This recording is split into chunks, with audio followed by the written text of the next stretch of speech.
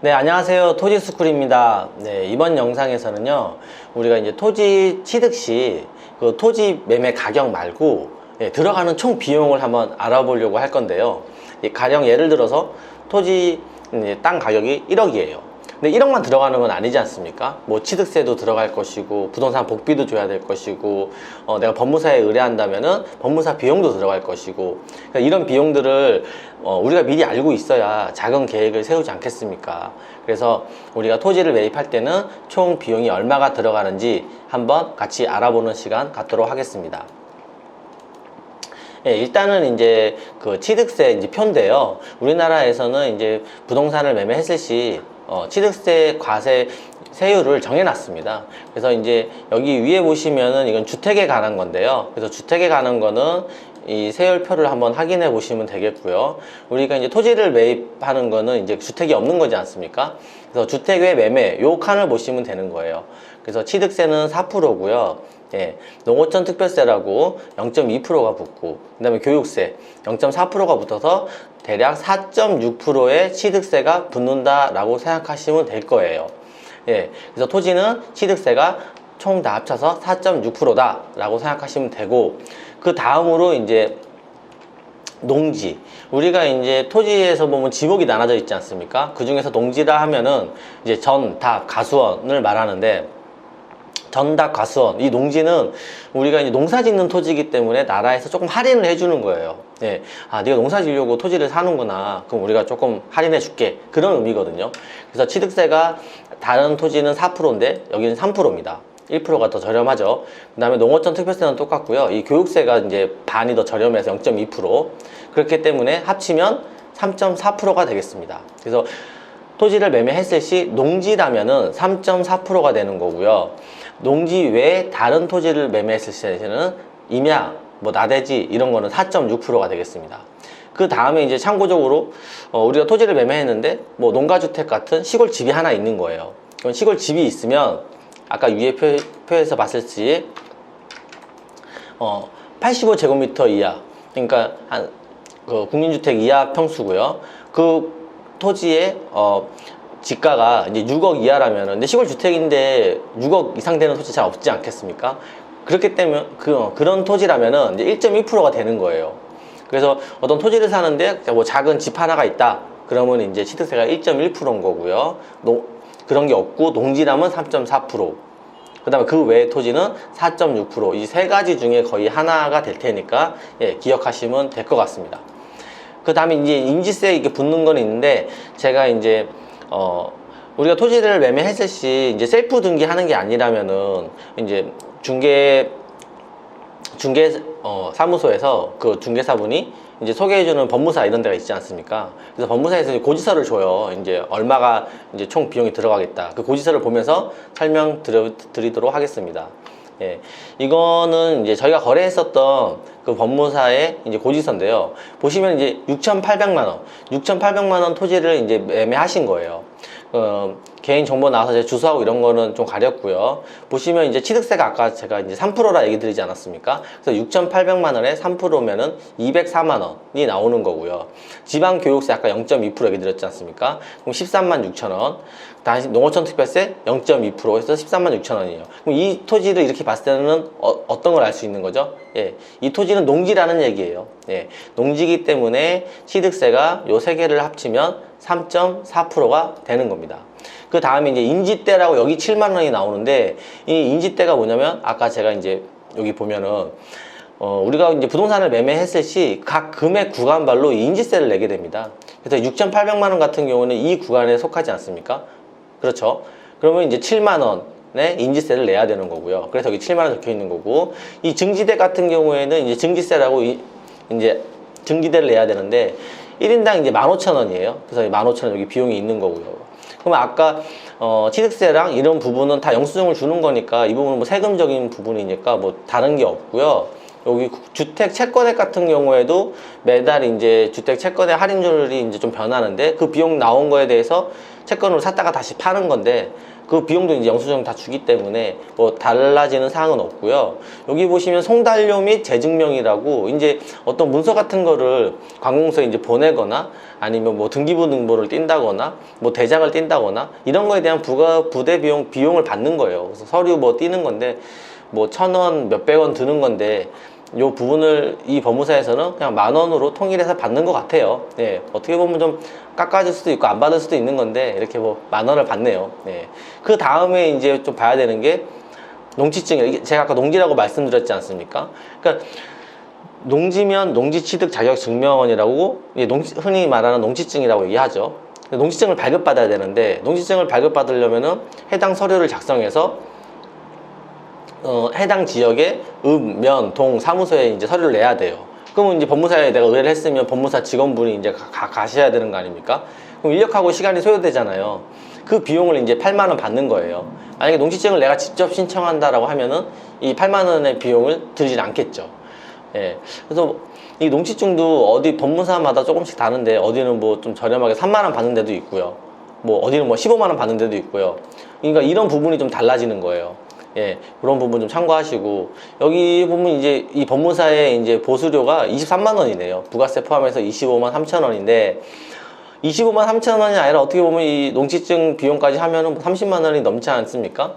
예, 뭐 이렇게 되는 거예요. 그래서 이렇게 좀 표를 나눠놨는데 그래도 우리가 이거 알고 비용을 내는 거와 그냥 이 금액 입금해 주시면 예, 등기 이전 됩니다 라고 하는 거하고는 좀 다르지 않겠습니까? 예, 그래서 그런 부분들을 참고하시면 될 것 같고요. 제가 이 법무사의 고지서뿐만 아니라 다른 데도 비교해 드리려고 또 이제 다른 법무사의 이제 고지서를 한번 보여드리면 여기는 다른 지역이에요. 다른 지역인데 여기는 6천만 원의 이제 토지를 매매하신 거거든요. 6천만 원이면은 아까 취득세가 3.4%라고 얘기 드렸지 않습니까? 그럼 취득세는 3%고 교육세, 농특세 0.2%씩 해서 요 비용은 뭐 세금 영수증 주는 거 똑같고요. 그 다음에 아까 등기 신청 수수료, 이게 아까 15,000원 이제 여기 항목 이름이 좀 다른 거예요. 여기 증지대라고 한 거를 예, 여기는 등기 신청 수수료라고 이제 항목 이름이 표시된 거고 인지는 아까 그 5,000원에서 1억 사이 구간이면 7만 원이었지 않습니까? 그래서 7만 원 여기까지 똑같고요. 예, 주택 채권도 영수증 다 똑같고 여기 등본 등재 증명이라고 이제 3,600원인데 아까 위에 법무사에는 10,000원을 받았지 않습니까? 근데 여기는 이제 3,600원 이제 받은 거예요. 3,600원? 뭔가 이제 들어간 비용 그대로 받은 것 같아요. 뭐 등기 뭐 두세 번 떼었으면 등기 몇 번 떼었으면은 뭐 한 얼마 2,000원 뭐 들었을 거고 뭐 대장이라든지 이런 서류적인 거 3,600원 받은 거고요. 여기는 농지증을 3만 원 받았어요. 아까는 8만 원 받았지 않습니까? 여기가 훨씬 더 저렴해요. 근데 보수가 여기가 이제 27만 4천 원이에요. 아까 거기보다 보수가 더 비싸죠. 그럼 이런 거를 딱 감안했을 시 여기도 이제 30만 원 돈이 되는 거죠.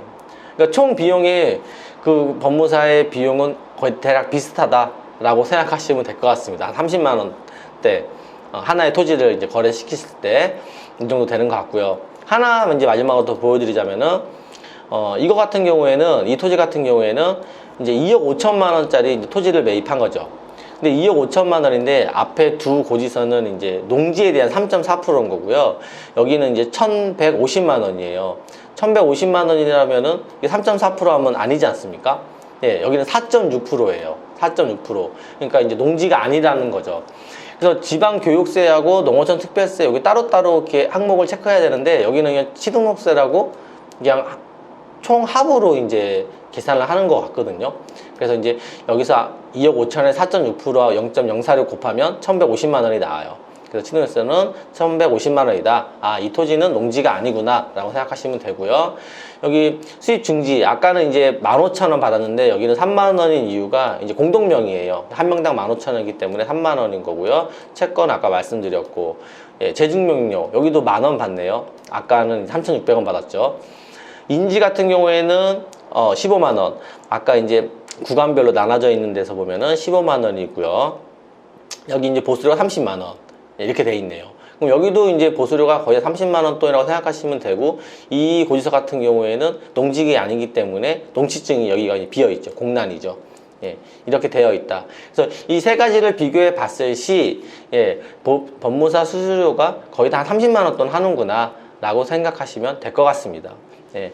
근데 여기서 제가 이제 하나 얘기 드리고 싶은 거는요, 이런 거 이제 셀프 등기 할 수도 있거든요. 그러면 30만 원 비용을 아끼게 되는 거죠. 근데 내가 이제 잘 모르면 이제 시간하고 그걸 알아야 되는 그런 노력들, 인력 이런 게 들어가지 않습니까? 그래서 바쁘신 분들은 이렇게 법무사에 대다수 의뢰하시는데 본인이 직접 할 수도 있는 거니까, 네, 본인이 직접 한번 해보시겠다는 분들이 계시면, 예, 한번 해보셔도 되고요.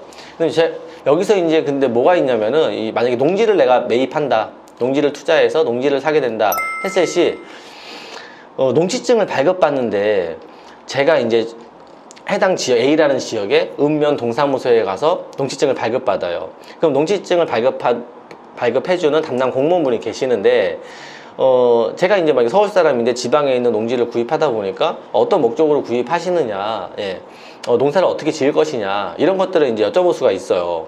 그럼 내가 그에 맞춰서 이렇게 대답을 잘 해야 되는데, 내가 뭐 투자로 사는 거니까 좀 뭐뭐 탄다거나 뭔가 투자에 대한 성향을 미치거나 그러면 이 농지증 담당자분이 이제 반려할 수도 있는 거거든요. 예, 그럼 일처리가 뭐가 매끄럽게 안 되지 않습니까? 그러면 굳이 내가 해서 좀 뭔가 껄끄러워진다면, 어려워진다면 우리 안 하는 것만 못할 수도 있는 부분이기 때문에, 예, 전 꼭 그렇게 내가 직접 다 하셔야겠다라는 생각 아니면 법무사에 맡기는 것도 괜찮아요. 예. 법무사 같은 경우에는 법무사 직원분이 이 농지증 발급받으러 자주 가지 않겠습니까? 그 해당 지역의 읍면 동사무소 담당자를. 그럼 그 해당 읍면 동사무소 담당자는 서류만 제출했을 시, 저 친구는, 저 사람은 어디 법무사의 직원이구나 바로 알기 때문에 뭐 별다른 질문 같은 걸 하지 않습니다. 예. 그래서 토지를 매입하는데, 농지를 매입하는데 좀 더 용이할 수 있기 때문에 한번 이런 부분은 고민을 해보시는 게 좋을 것 같습니다. 예. 그 다음에 이제 마지막으로 이제 우리가 취득세, 법무사 수수료 다 줬으면 토지 매매 가격하고 마지막으로 이제 부동산 사장님한테 이제 복비를 주셔야 되는데요. 이 토지 같은 경우에는 이제 매매 금액의 0.9% 이하 이제 협의라고 되어 있습니다. 그럼 아까 이제 토지를 얘기 드리면 6천만 원 토지를 매매했지 않습니까? 그럼 6천만 원에 0.9%면 54만 원인 거예요. 근데 54만 원인데 법적으로 그렇게 돼 있지만은 이제 좀 관례상 이렇게 보면 조금 더 이렇게 달라고 하시는 분들이 있어요. 우리가 이제 아파트나 주택 같은 경우에는 그 해당 동네에 있는, 만약에 아파트 같은 경우에는 해당 아파트 상가에 있는 부동산 사장님 같은 경우에는 누가 뭐 집을 보러 온다던가 그러면 뭐 상가에 있으니까 집 보러 들었는데 뭐 5분 10분도 안 걸리지 않습니까? 서로 이제 전화 통화해서 집 보러 가도 돼요 라고 집 주인하고 얘기했을 때 맞으면 이제 바로 보고 올 수 있는 건데, 토지 같은 경우에는 이제 그 해당 중개소 바로 옆에 있는 게 아니지 않습니까? 뭐 10분 갈 때도 있고 정말 20분 30분 갈 때도 있고 운전도 해야 되고 시간하고 비용이나 이런 것들이 더 들어간다는 얘기죠. 예. 그래서 이 토지를 거래시키기 위해서 주택 그 아파트보다는 좀 더 노력을 하는 건 사실이에요. 예. 그래서 6천만 원 매매하는데 0.9% 54만 원에 이렇게 만족하시는 분들이 솔직히 많이 없는 건 사실입니다. 그래서 뭐 저희 같은 경우에는 처음 매수할 때 사장님 좋은 물건, 좋은 토지 알려주시면 제가 복비는 훨씬 더 생각하고 있습니다. 만약에 54만 원이 아니라 100만 원 들이 생각하고 있습니다. 이렇게 얘기하면은 부동산 사장님도 아무래도 신경을 더 써주시지 않을까요?